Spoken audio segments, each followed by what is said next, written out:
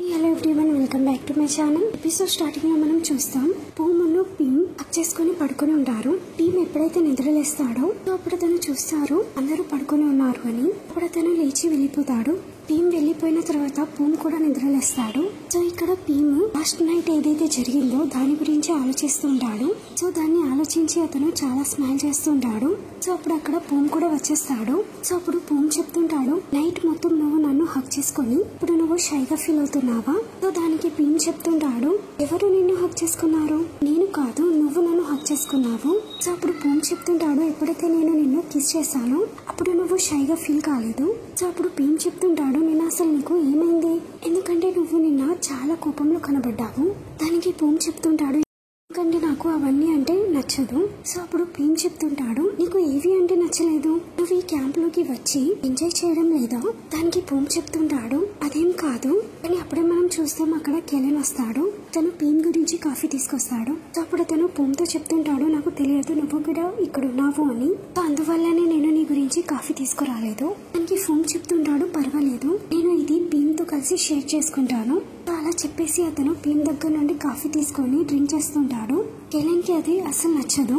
అప్పుడు అతను పీమ్ తో అడుగుతుంటాడు, నువ్వు ఇంత ఎర్లీగా ఎందుకు లేచావు? అప్పుడు పీమ్ చెప్తుంటాడు, నువ్వు కూడా ఎర్లీగానే లేచావు.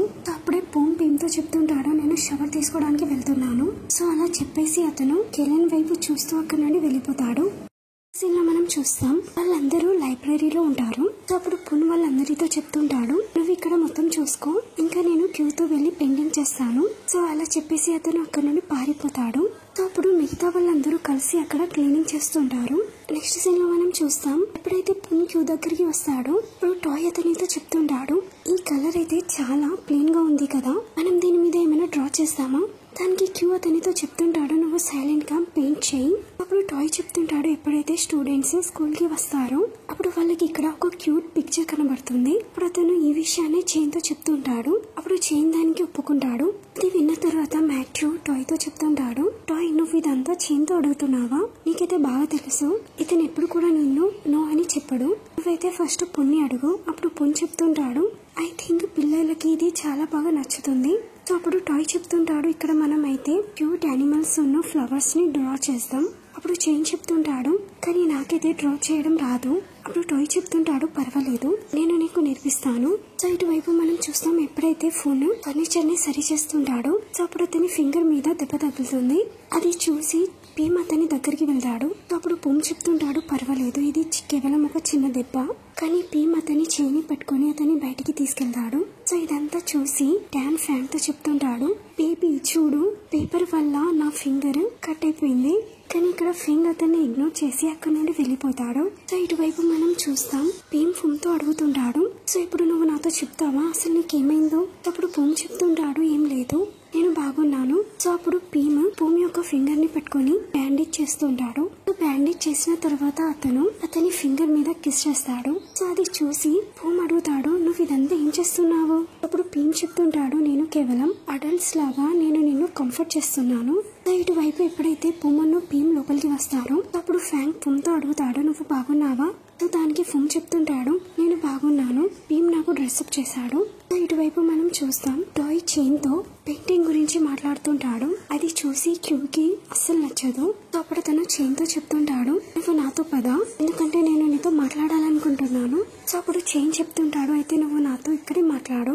సో క్యూ చెప్తుంటాడు, నేను చెప్పాను కదా నువ్వు నా వెనకాలరా. అలా చెప్పేసి అతను అక్కడ నుండి వెళ్ళిపోతాడు. సో ఇటువైపు మనం చూస్తాం అందరు ఫ్రెండ్స్ వచ్చి వాళ్ళ మాటలను వింటుంటారు. సో క్యూ చైన్ తో చెప్తుంటాడు, నువ్వు టాయ్ ని ఇష్టపడుతున్నావా? సో అప్పుడు చైన్ చెప్తుంటాడు, నేను అతన్ని ఇష్టపడినా కానీ నువ్వెందుకు ఇదంతా అడుగుతున్నావు? సో అప్పుడు క్యూ చెప్తుంటాడు, ఎందుకంటే నాకు అనిపిస్తుంది నువ్వు అతన్ని తీసుకొని సీరియస్ గా లేవు. సో అందువల్లనే నువ్వు ఇదంతా స్టాప్ చేయి. సో అప్పుడు చైన్ చెప్తుంటాడు, కానీ ఎందుకు నేను ఇదంతా స్టాప్ చేయాలి? అప్పుడు క్యూ చెప్తుంటాడు, ఎందుకంటే నీకు చాలా బాగా తెలుసు అతను నన్ను లైక్ చేస్తున్నాడు. ఒకవేళ నువ్వు అతన్ని ఇష్టపడకపోతే నువ్వు అతని నుండి దూరంగా వెళ్ళిపో.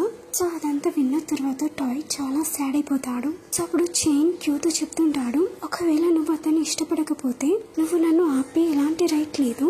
సో అది విని క్యూ చెప్తుంటాడు, నేను టాయ్ ని ఇష్టపడుతున్నాను. సో అప్పుడు చైన్ చెప్తుంటాడు, ఏం చెప్పావు నువ్వు? నేను ఏం వినలేదు. సో అప్పుడు క్యూ చాలా గట్టిగా చెప్తుంటాడు, నేను టాయ్ ని ఇష్టపడుతున్నాను.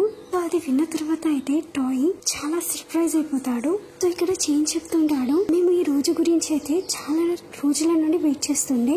సో అంతలోనే అందరూ ఫ్రెండ్స్ అక్కడికి వచ్చేస్తారు. సో అదంతా చూసి క్యూ అయితే చాలా షాక్ అయిపోతాడు. సో అప్పుడు పొన్ను అతనితో చెప్తుంటాడు, ఎలా అనిపించింది మా సర్ప్రైజ్? దానికి క్యూ అంటాడు, ఏంటి మీ అందరికీ ఇది తెలుసా?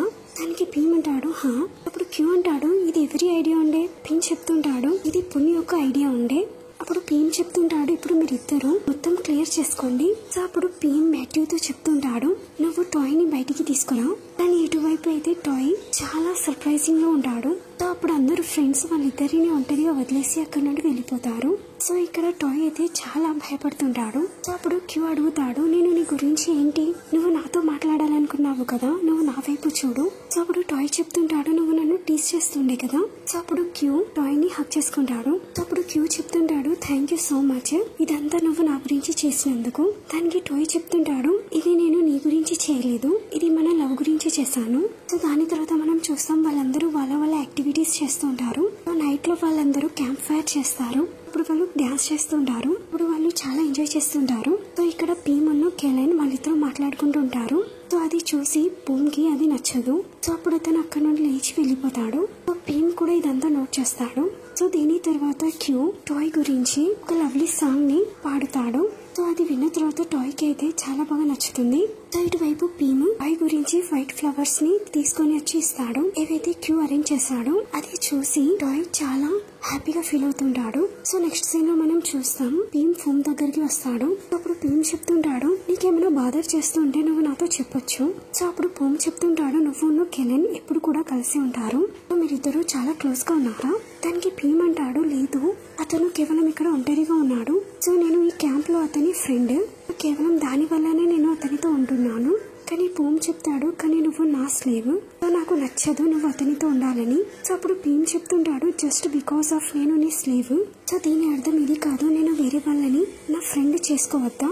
ఇంకా ఏదైతే నువ్వు చెప్తావో నేను అది చేయాలా? సో అదంతా విన్న తర్వాత భూమ్ అక్కడ నుండి లేచి వెళ్ళిపోతాడు. సో ఎప్పుడైతే భీమ్ బయటికి వచ్చి చూస్తాడో అప్పుడు అతను చూస్తాడు, అక్కడ క్యూ ఉంటాడు. సో అప్పుడు అతను చెప్తుంటాడు, నువ్వు మొత్తం విన్నావా? అప్పుడు క్యూ హా అంటాడు. సో భీమ్ కూడా మొత్తం క్యూకి చెప్పేస్తాడు. సో అప్పుడు భీమ్ చెప్తుంటాడు, నీకు గుర్తుందా ఈ రోజైతే నేను అతన్ని హర్ట్ చేశాను, సో ఆ రోజు నుండి మా డీల్ స్టార్ట్ అయింది. సో అప్పుడు క్యూ చెప్తుంటాడు, అయితే ఆ రోజు నుండి నువ్వు అతని స్లేవ్ అయ్యావు. సో అప్పుడు భీమ్ హా అంటాడు. అప్పుడు క్యూ చెప్తుంటాడు, నువ్వు ఇదంతా చేయవలసిన అవసరం లేకుండే, నువ్వు అతన్ని ఇష్టపడుతున్నావా?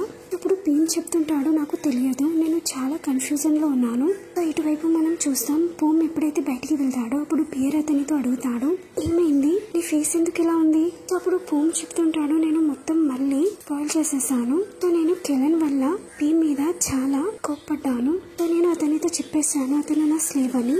అప్పుడు బియర్ చెప్తాడు, నేను నిన్ను అతనికి నీ ఫీలింగ్స్ చెప్పు అని చెప్పాను, కానీ ఏదైతే నువ్వు ఇప్పుడు చేసావో అది సరైనది కాదు. సో నువ్వు భీమ్ ఇప్పుడు డేట్ చేయడం లేదు. సో అతను ఎవరితోనైనా ఫ్రెండ్షిప్ చేయొచ్చు. ఇంకా నువ్వు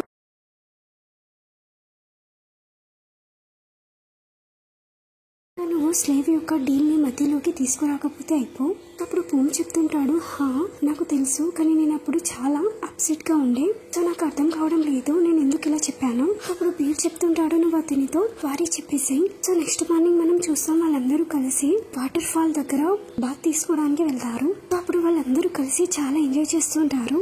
ఇక్కడ మనం చూస్తాం, భీమ్ తో ఏదైతే అతను చేశాడో దాని గురించి సారీ చెప్తాడు. సో అప్పుడు భూమ్ చెప్తుంటాడు, నా దగ్గర ఎలాంటి రైట్ లేదు, నేను వేరే వాళ్ళతో కలవనివ్వద్దు అని చెప్పడానికి. సో దాని గురించి ఐఎమ్ రియల్లీ సారీ. సో దానికి భీమ్ తన సారీని యాక్సెప్ట్ చేస్తాడు. సో అది చూసి భూమ్ అంటాడు, ఏంటి ఇంత తొందరగానా? అప్పుడు భీమ్ చెప్తుంటాడు, నువ్వు నాతో సారీ చెప్పావు, సో నేను యాక్సెప్ట్ చేశాను, కానీ నెక్స్ట్ టైం నుండి ఎప్పుడైతే నీకు ఏదైనా విషయం బాధ చేస్తే నువ్వు వచ్చి నాతో అడుగు, ఎప్పుడైతే నువ్వు నాతో మాట్లాడవో అప్పుడు నాకు నచ్చదు.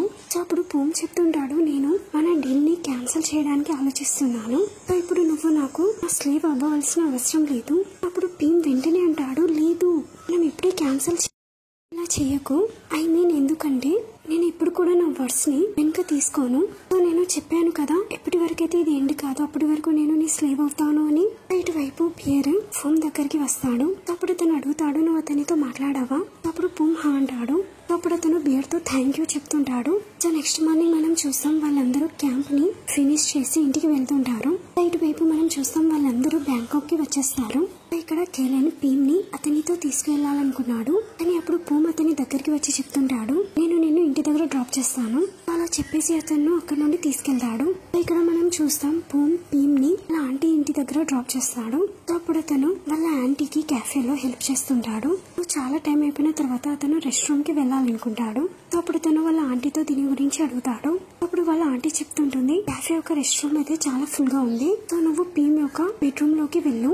అక్కడ వెళ్ళిన తర్వాత పీమ్ రెడ్ రోసెస్ ని చూస్తాడు. ఇదైతే అతని పీమ్ కి ఇచ్చాడు. సో వాటిని చూసిన తర్వాత అతని ఫేస్ మీద స్మైల్ వస్తుంది. అప్పుడే పీమ్ అతనితో చెప్తుంటాడు, నువ్వు స్మైల్ ఎందుకు చేస్తున్నావు? అప్పుడే అతను కూడా ఆ రోజెస్ ని చూస్తాడు. సో అప్పుడు అతను చెప్తుంటాడు, నేను వీటిని పారేయడం మర్చిపోయాను. సో అప్పుడు అతను పూమ్ చేయిని పట్టుకొని బయటికి తీసుకెళ్తుంటాడు.